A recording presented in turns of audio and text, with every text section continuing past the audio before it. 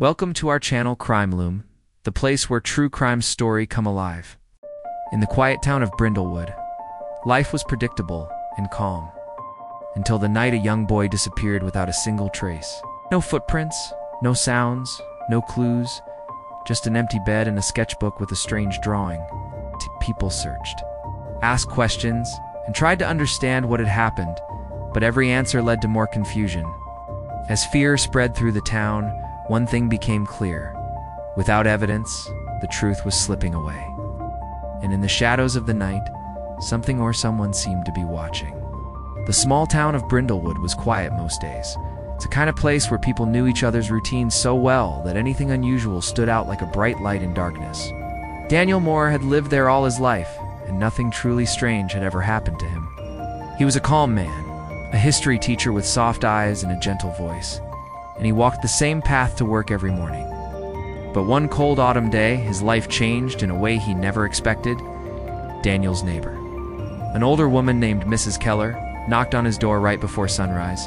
Her hands trembled, and her face looked pale. She said her grandson, Noah, had gone missing during the night. She had woken up and found the back door open, the wind blowing in, and Noah's bed empty. She asked if Daniel had seen or heard anything unusual. Daniel shook his head. He had been asleep, but he offered to help search. He grabbed his coat and followed her outside, where a few neighbors were already forming small groups to walk around the town. Everyone liked Noah, a quiet boy who often sat under the old maple tree drawing pictures of birds and insects. Nobody could imagine him wandering far, especially not at night. Daniel joined the search group that headed toward the forest behind the town. The sun had barely risen, and the trees cast long shadows that made the ground look darker than usual. They called Noah's name again and again, but the forest stayed silent, except for the wind pushing through the leaves. Daniel kept trying to remember if he had heard anything odd during the night, a sound, a voice, something, but his memory was empty. After an hour of searching, Daniel noticed something near a cluster of rocks, a small sketchbook. He recognized it instantly. Noah always carried it in his backpack. Daniel picked it up and flipped through the pages.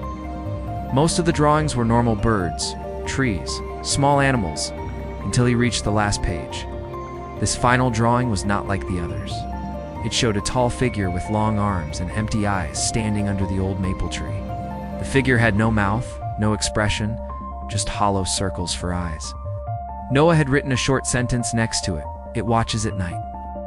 Daniel felt a chill run through him. He did not believe in monsters or strange creatures, but the drawing felt different, almost too real. He called the others over and showed them the sketchbook. Mrs. Keller gasped, saying she had never seen the drawing before. Some neighbors whispered among themselves, wondering if Noah had seen someone outside the house. But if he had, why did the drawing look so strange? The police arrived later that morning and took the sketchbook as evidence. They searched the area more carefully but found no footprints other than the ones made by the search groups. No broken branches, no signs of struggle, nothing to explain what had happened. The lack of evidence made everyone more nervous. A missing child was frightening enough. But a missing child, with no clues at all, was something far worse. Daniel went home in the afternoon, tired and worried. He tried to rest, but could not stop thinking about the sketchbook. He kept seeing the empty eyes of the figure drawn on the last page.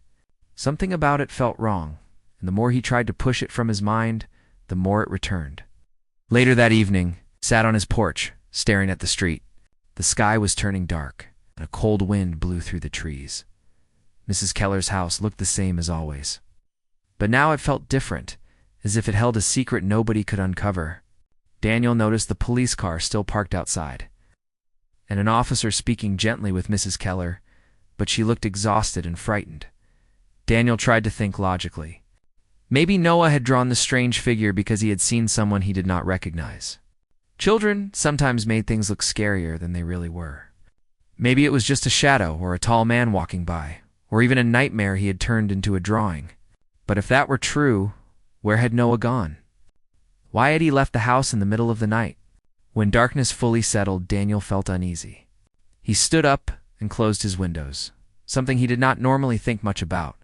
The night felt heavier than usual, filled with an odd silence that made him uncomfortable. He tried to distract himself by making tea, but even the warm cup in his hands did not calm his nerves. As he walked through his living room, he noticed movement outside something near the old maple tree at the edge of the neighborhood. At first he thought it was just a trick of the light, but then he saw it again, a tall shape, standing unnaturally still. Daniel stepped closer to the window, his heart beating faster. The shape did not move. It looked like a person, but something was wrong with its posture. Too rigid, too long. Daniel blinked, and for a moment, he thought he saw two pale circles where eyes would be.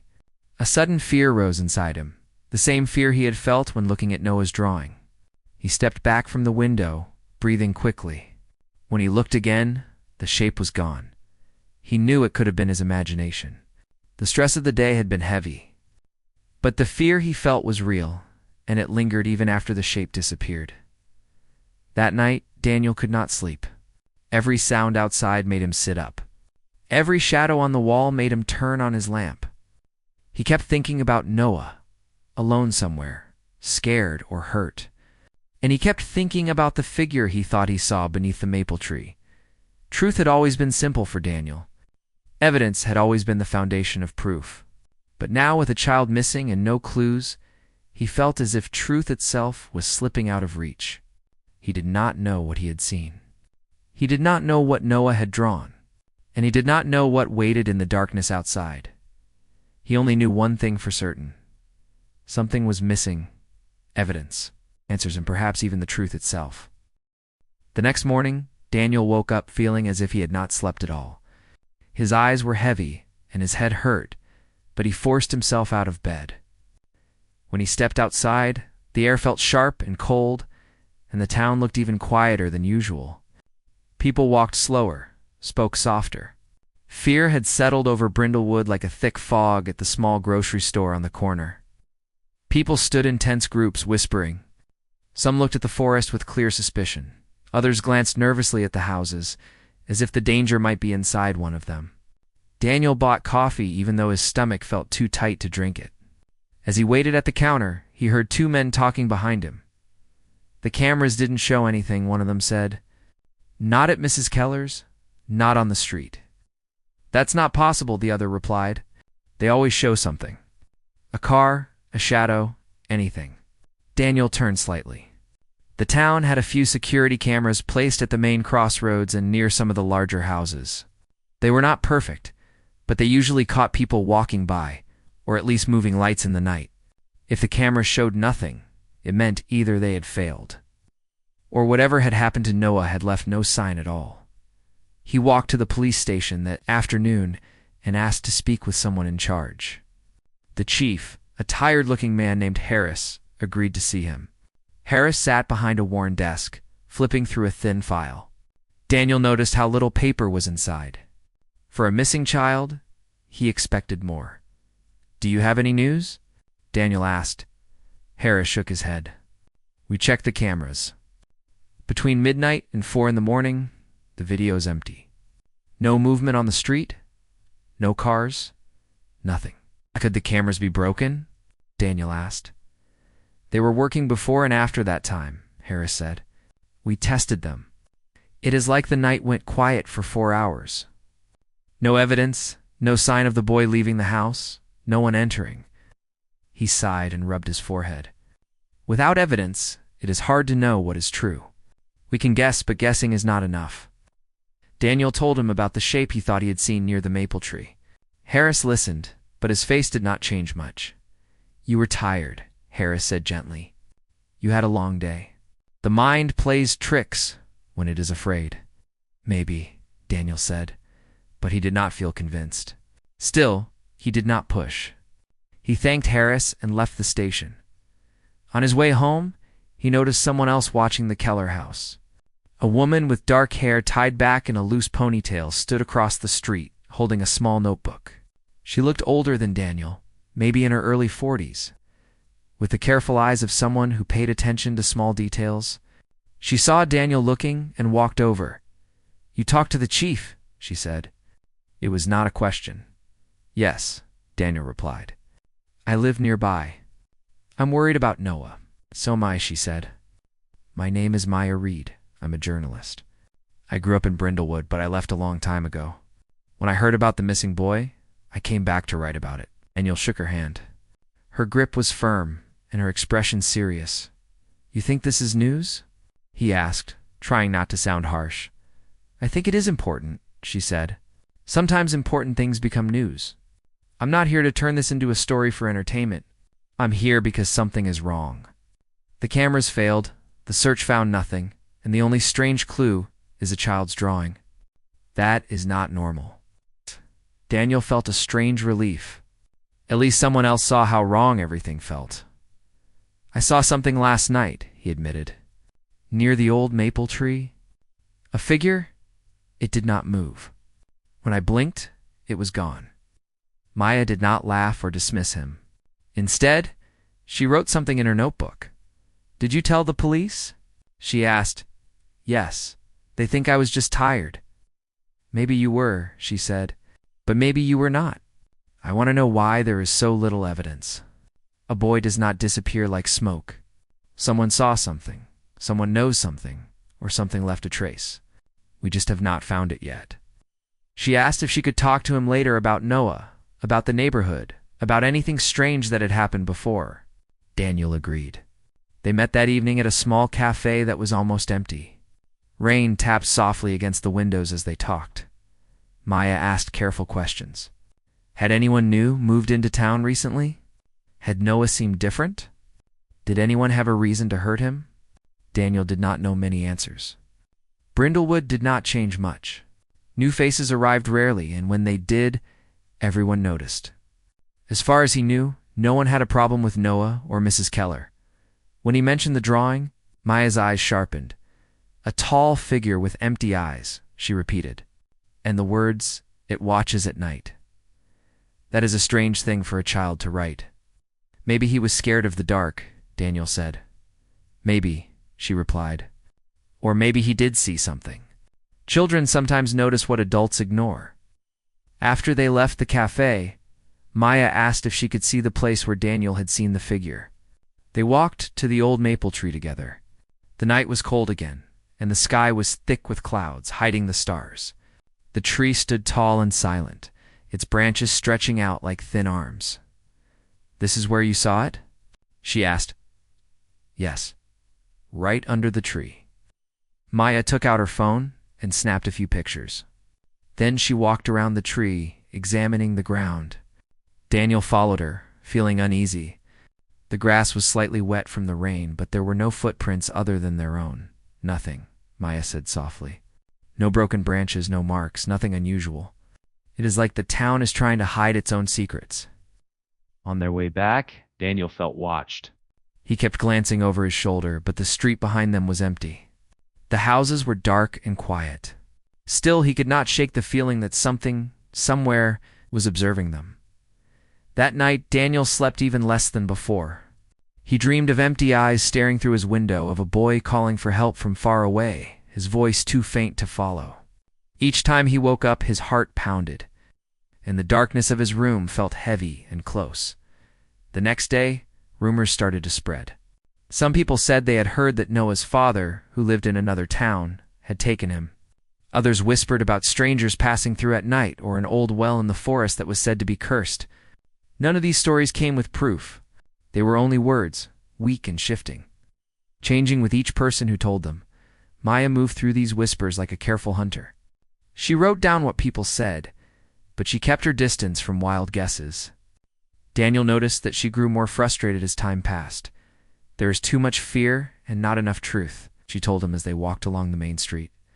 "Everyone has a story, but no one has facts. Missing evidence, missing truth. It becomes very easy for lies to grow in a place like this." Daniel nodded. He felt it too. The less they knew about what had really happened, the more the town filled in the empty spaces with fear. That afternoon, something strange happened. The police released a short report saying that the footage from one of the cameras had been updated. A technician had adjusted the system and found an old backup file. There was now a small piece of video from the night Noah disappeared, but the video did not show Noah leaving. It did not show anyone entering the house. All it showed was the street outside, dark and still. Then, for a single second, a tall, thin shadow crossed the far edge of the frame and vanished again. The file stopped right after that.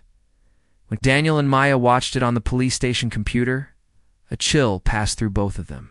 The shadow was too quick and too unclear to identify. It could have been a person, or a trick of the light, or something else entirely. There was not enough detail to prove anything, not enough clarity to say what was true. Once again, they stood in front of almost nothing. A missing boy. A strange drawing.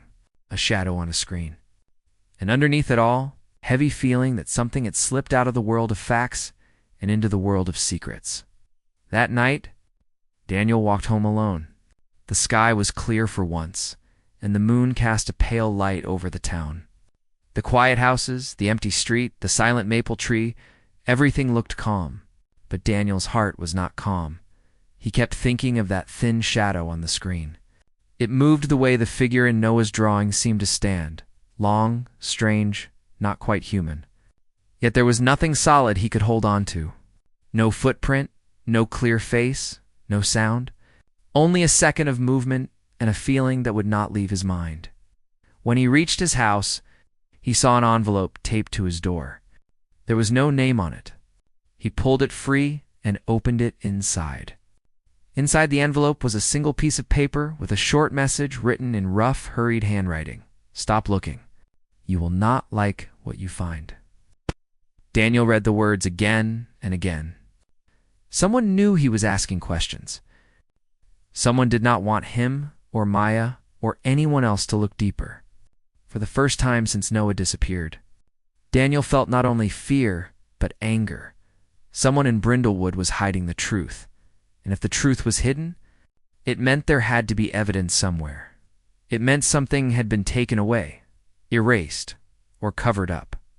Missing evidence. Missing truth, and now a warning. Daniel knew he should take the note to Chief Harris. But he also knew that whoever wrote it was counting on fear to keep him quiet. He put the note in his pocket, sat down at his small kitchen table, and stared into the dark window, his reflection, looking back at him with tired, determined eyes. If the town wanted him to stop, he decided, then he had to keep going. Days passed, and the mood in Brindlewood grew even darker. Some parents kept their children indoors. The school felt strange and empty, with Noah's desk still sitting in the corner of the classroom like a question that no one could answer. Daniel noticed how his students looked away when he mentioned Noah's name. They were afraid and they did not know what to believe. Maya kept working. She spoke with old residents, searched records, and checked every path that led in and out of town. She even visited the library to look up strange local stories, old rumors about the forest and the land around Brindlewood. She did not really believe in curses, but she wanted to understand the fears that ran quietly below the surface of the town. One afternoon, while she was in the library basement, she found a dusty box of old newspapers. Tucked between stories of weddings and fairs, she noticed a small article from 25 years earlier. It spoke of another missing child, a boy named Eli. He had disappeared one night, just like Noah, and no trace of him had ever been found. The article was short and careful, hiding the panic behind calm words. But at the bottom, someone had written a note in blue pen. No evidence. No body, only stories. Like the forest swallowed him. Naya.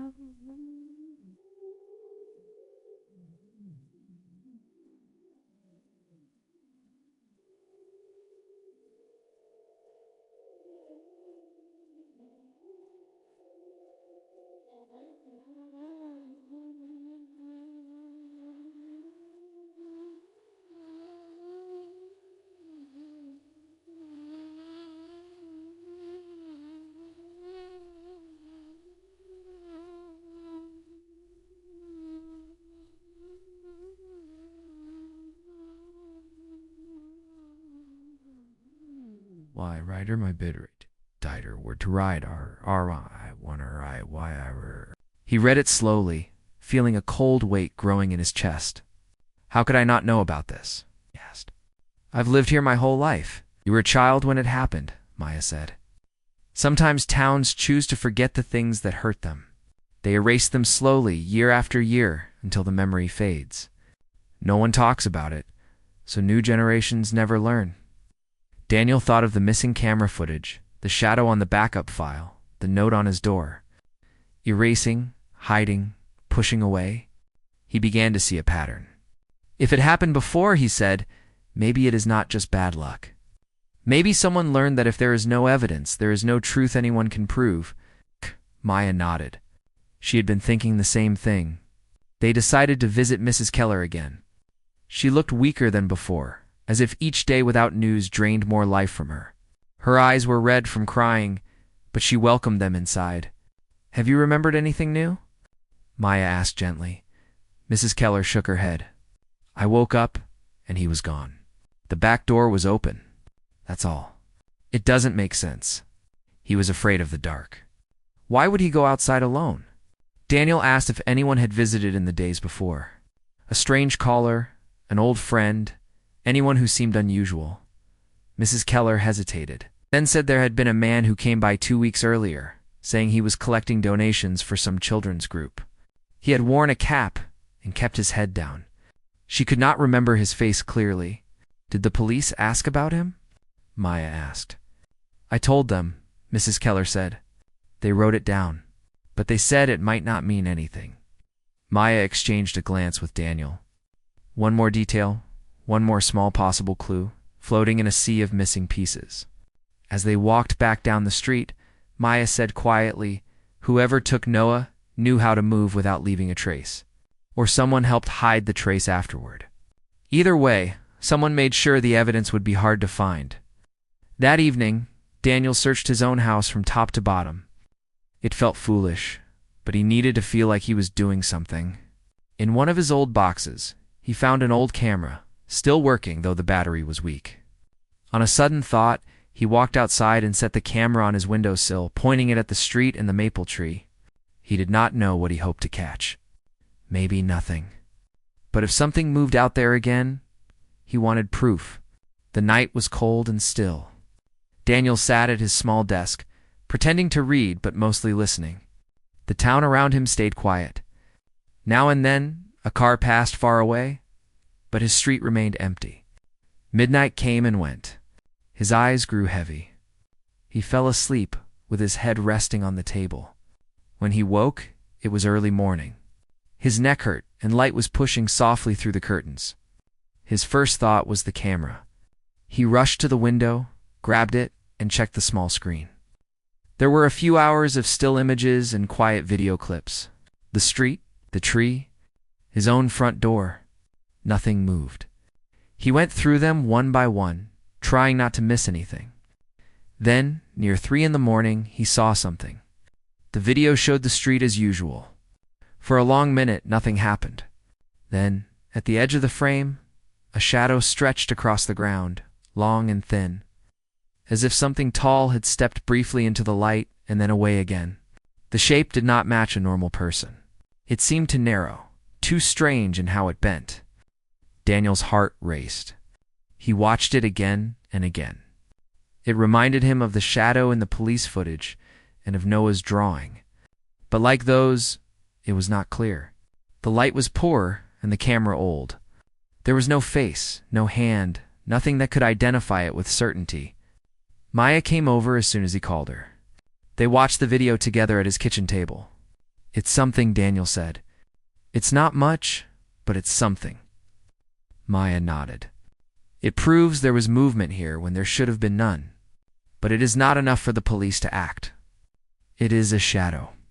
They will say, it could be anything. But it is not nothing, Daniel insisted. No, she said. It is not nothing. It is a crack in the wall. We just need to widen it. Later that day, they took the video to Chief Harris. He watched with a serious face, then leaned back in his chair. I believe you saw something, he said. But this is not strong evidence. I cannot arrest a shadow. I cannot search houses based on this alone. So we wait? Daniel asked, anger rising in his voice. We wait while a boy is missing? We search with what we have, Harris said. We follow real leads. If you find more, bring it to me. But I must work within what the law allows. Outside the station, Daniel felt helpless. Maya put a hand on his shoulder. "Don't let this stop you," she said. "If someone went to the trouble of warning you, it means you are close to something they fear." That night, the town held a small gathering in the square. People lit candles and stood in a quiet circle, praying or simply hoping for Noah's safe return. Daniel stood beside Mrs. Keller, who held a candle with shaking hands. Maya stood nearby, watching everyone with sharp, sad eyes. As the flames flickered in the cool air, Daniel realized how much the town depended on answers. Without truth, people would carry fear like an invisible weight. They would look at each other with doubt. They would see danger where there was none and miss the danger that might be real. In that moment, he understood something important. Evidence was not just for the police or the courts. It was for the hearts of the people, so they could know what was real and what was not. Missing evidence meant missing truth. And missing truth meant that fear could become stronger than reality. The next morning, everything changed. Noah was found. A hiker discovered him at the edge of the forest, near a shallow stream, sitting on a rock with his knees pulled up to his chest. The hiker called the police, who rushed to the scene with an ambulance. News spread through the town faster than any rumor. Daniel and Maya arrived at the clinic where Noah had been taken. He was alive, but thin and pale, dark circles under his eyes. Mrs. Keller sat beside his bed, holding his hand, tears streaming down her face. The doctor said he was dehydrated and tired, but there were no signs of serious injury. No broken bones, no deep cuts, no bruises that suggested he had been beaten or tied up. It was as if he had simply been lost. When Chief Harris asked Noah what had happened, his answers were soft and confused. "I woke up outside," Noah said. "It was cold. I walked. I heard water, so I went to the stream." "Do you remember leaving the house?" Harris asked. Noah shook his head. "I don't remember. I was in bed. Then I was outside." "Did you see anyone?" Maya asked gently. "A person? A shadow? Anything strange?" Noah looked down at the blanket. His small fingers twisted the fabric. "I saw it," he whispered. "What did you see?" Daniel asked, trying to keep his voice calm. "The thing from my drawing," Noah said. "The tall one with the eyes. It was at the window. It did not move. I was scared. Then I was outside. I don't remember walking." The adults in the room exchanged looks. Harris wrote something in his notebook, his jaw tight. "Noah," Maya said, "are you sure it was not a dream?" "It was not a dream," Noah said firmly. "Dreams feel soft." This was hard, cold. He touched his chest. "I could feel my heart. I could feel the floor. It was real." Harris closed his notebook. "We will not force him to answer more now," he said. "He needs rest." The room slowly emptied, leaving only Mrs. Keller, Noah, Daniel, and Maya. Noah stared at the ceiling. "It doesn't like light," Noah said suddenly. Daniel leaned closer. "What doesn't?" "The thing," Noah said. "It watches at night. It stands where the light is weak. When I tried to look at it, the room felt heavy. Then everything went dark. When I woke up, I was in the forest." Maya studied him carefully. "Did it talk to you?" Noah shook his head. "It doesn't have a mouth, but it makes you feel things, like you should not tell, like no one will believe you." Mrs. Keller covered her mouth with her hand. Daniel's skin prickled. Maya's eyes grew even more focused, as if her mind was turning very fast inside. Later, outside the clinic, Maya spoke in a low voice. "Maybe it is all in his mind," she said. "Maybe someone took him, left him in the woods, and his brain filled the empty spaces with a monster so he doesn't have to remember the real person." In the end, the town of Brindlewood returned to its quiet days, but nothing felt the same.